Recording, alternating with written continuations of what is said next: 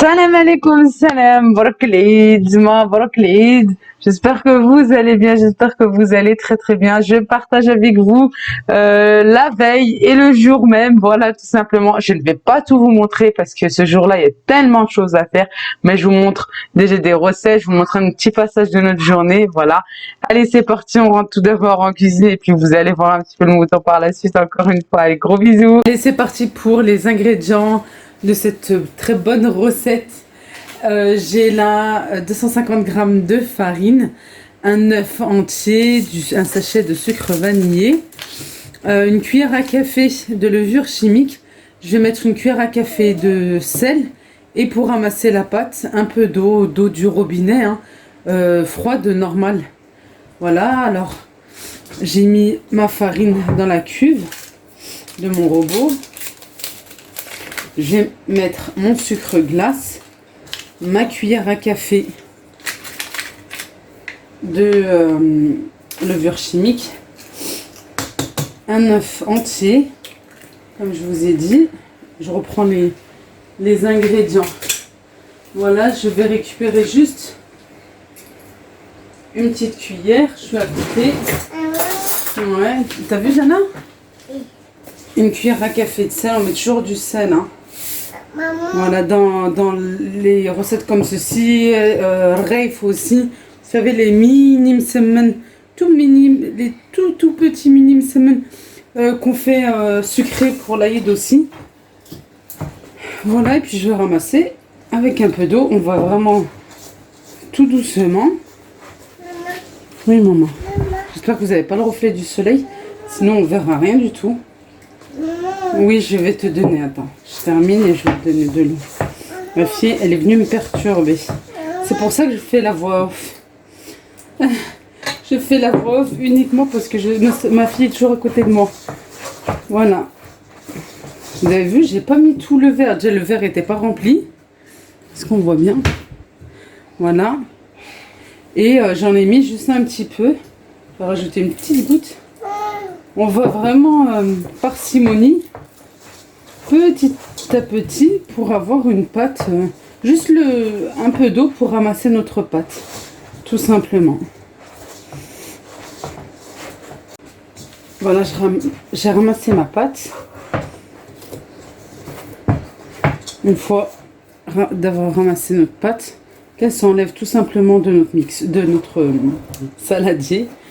Le bol du mixeur, je vais venir un petit peu la pétrir.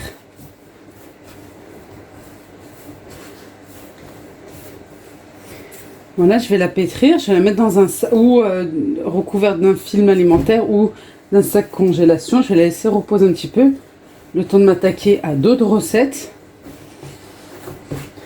Et puis après, je reprends avec vous.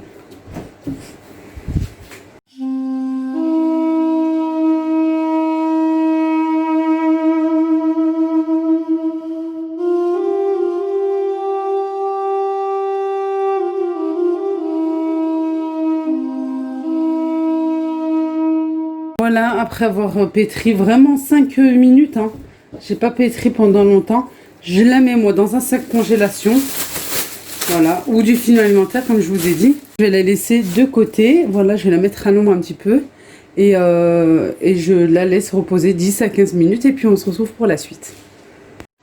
Après l'avoir laissé reposer une quinzaine de minutes, je vais venir façonner des toutes petites boules, vraiment toutes petites, vous allez voir, à l'aide de beurre bien fondu. Voilà, je fais vraiment des toutes petites boules parce que mon récipient n'est pas assez gros et puis il faut faire vraiment des toutes petites boules. Ça dépend, voilà, vous allez les faire cuire. Mais moi, comme ceci, ça me va très très bien, je vous montre. Voilà, alors ça s'appelle le raf. C'est tout simplement un récipient que j'ai acheté au Maroc. Vraiment pas très cher du tout. Je l'ai acheté 15 dirhams, l'équivalent d'1,50 € environ. Sinon, si vous n'avez pas, vous pouvez prendre une casserole, une petite casserole, vous voyez pas assez large, ou bien tout simplement, au Maroc, ils utilisent, parce que c'est vrai que maintenant on le trouve de partout, hein, depuis des années, de toute manière, c'est revenu à la mode, là, cette sorte de gâteau, mais il y a une petite astuce, tout simplement, ils prennent un une boîte de conserve, je cherchais le mot, une boîte de conserve, vous enlevez, vous savez, le papier qu'on trouve autour, sur l'extérieur, vous le lavez bien, et puis voilà, ça fera tout à fait l'affaire. Ça va très bien. Alors, je vous montre la première façon de faire cuire ces gâteaux, ces oreillettes. C'est simplement, voilà, d'étaler la pâte très finement. Il faut qu'on voit vraiment à travers la pâte, qu'on voit ou votre nappe ou votre plan de travail. Il faut que ce soit assez fin. C'est pour ça que j'ai fait des toutes petites boules. Voilà. Et puis, on soulève un petit peu sur le côté, puis pour pouvoir prendre en plein centre. Sinon, il y a une autre méthode, c'est celle-ci, à l'aide d'une roulette à pizza ou un couteau, mais c'est vrai que ça va être plus vite et plus facile, surtout avec une roulette à pizza. Voilà, vous faites des bandes, tout simplement, vous n'allez pas jusqu'au bout, hein, et vous prenez, vous soulevez une sur deux, tout simplement, comme je viens de faire, voilà, et vous mettez, vous laissez tourner un petit peu, vous tournez un petit peu, et puis à l'aide d'une fourchette, ou bien à l'aide d'un pic à brochette aussi, vous pouvez, pour pouvoir faire un tourbillon, ça fait encore mieux, hein. Faites attention parce que c'est vrai, voilà, c'est une sorte de casserole, hein, tout simplement, juste le diamètre est assez fin et c'est assez long, tout simplement.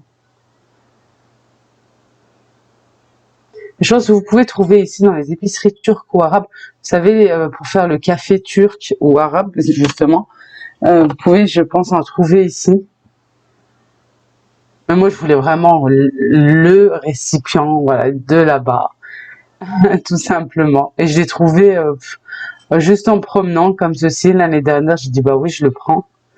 Ma belle-sœur m'a dit, mais ça aussi, tu prends? Je lui dis, oui, j'en aurais besoin.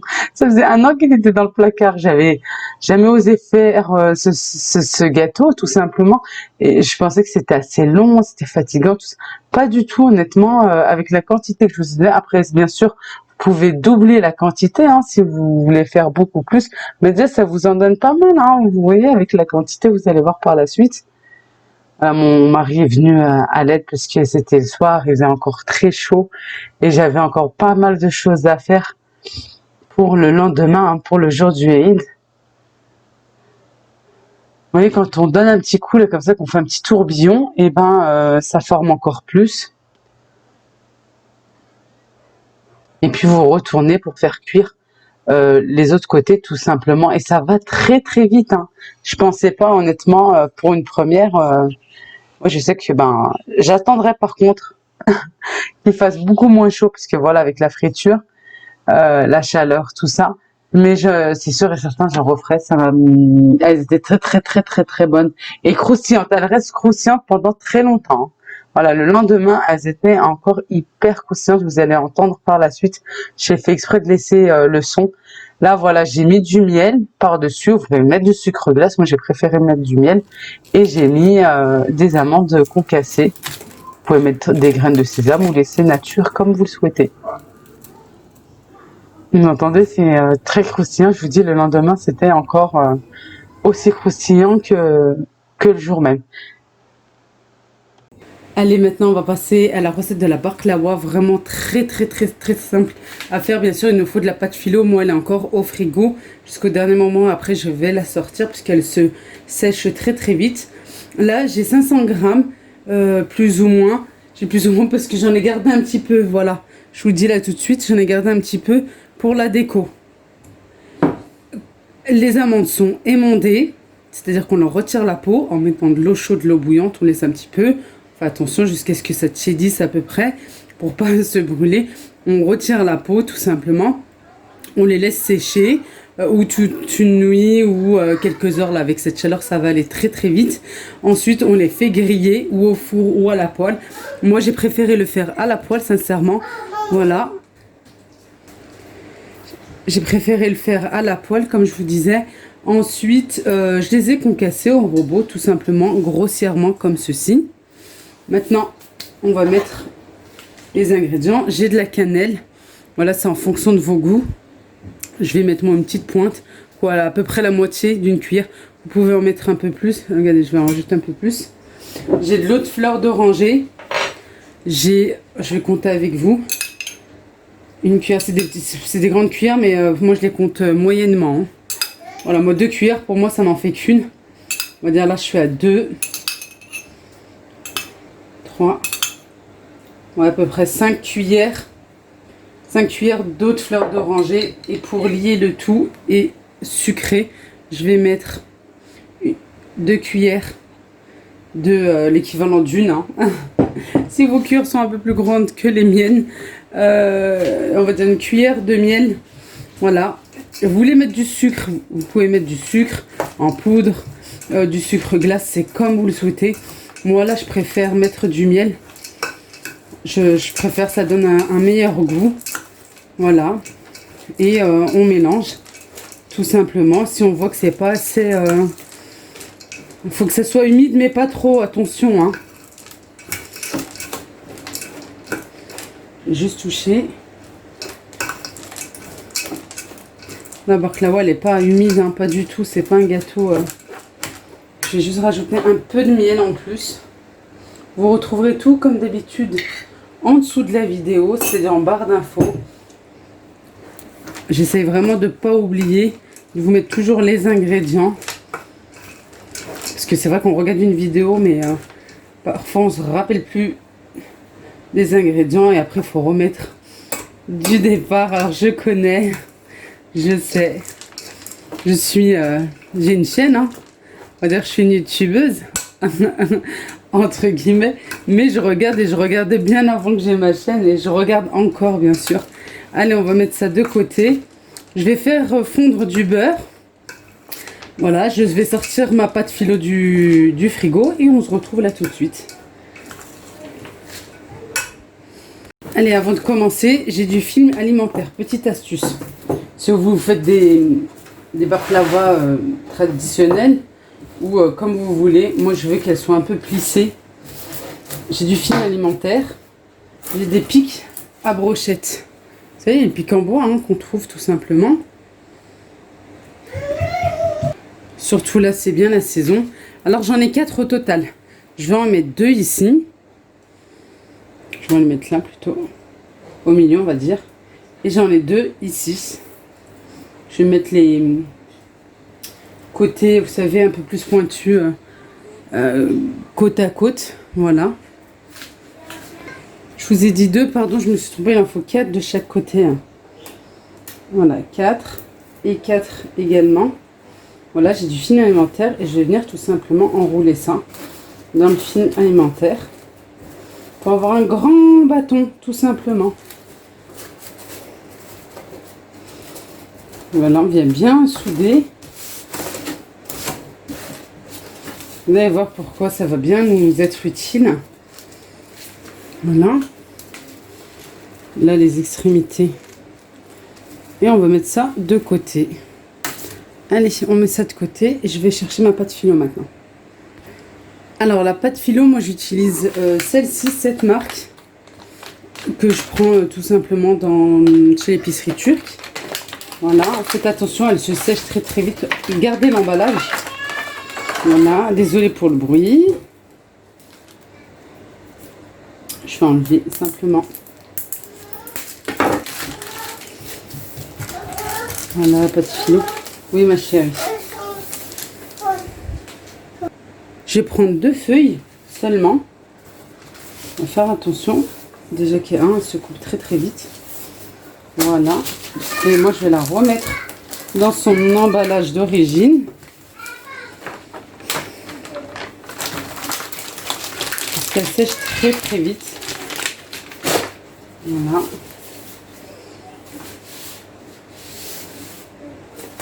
Attention, elle se coupe aussi très vite. Hein. Alors là, j'ai 2 pâtes à filo superposées l'une sur l'autre, hein, bien sûr. Et je vais venir beurrer la façade juste de la première pâte philo, pas sur les 2 uniquement, sur la première, à l'aide d'un pinceau et de beurre fondu. Je vais prendre mon grand bâton que j'ai fabriqué moi-même. Je vais venir faire un revers de 5 cm à peu près et poser de la farce par-dessus. Bien sûr, moi j'ai mis là des amandes, on peut mettre des pistaches, des noix ou faire un mélange aussi, ça peut être très très bon.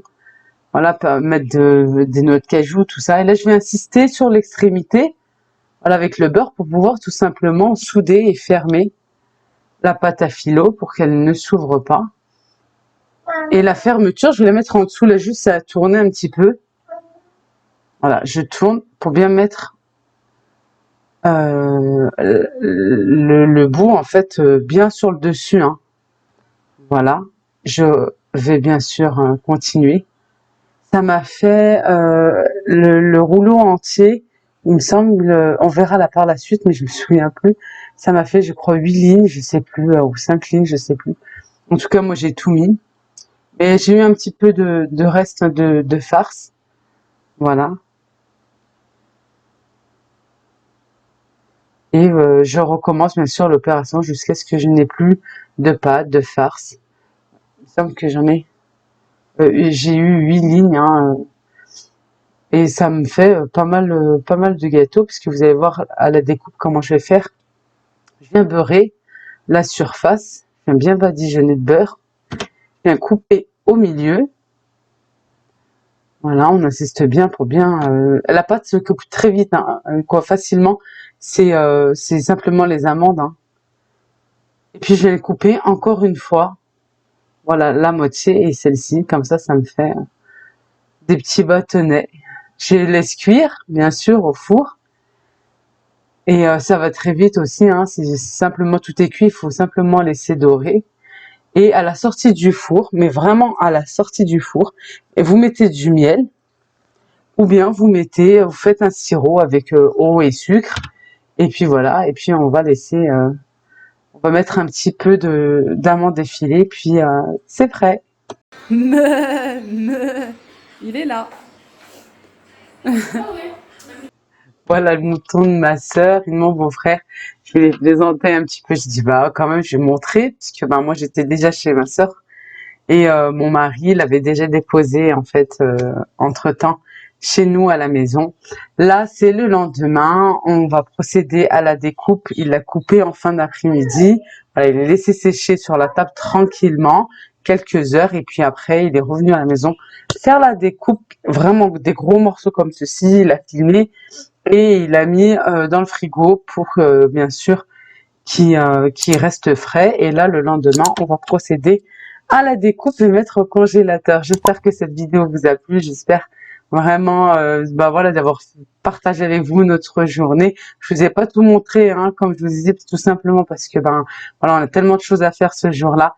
Je vous fais de gros bisous et encore une fois, Eid Mubarak Saïd. Prenez bien soin de vous.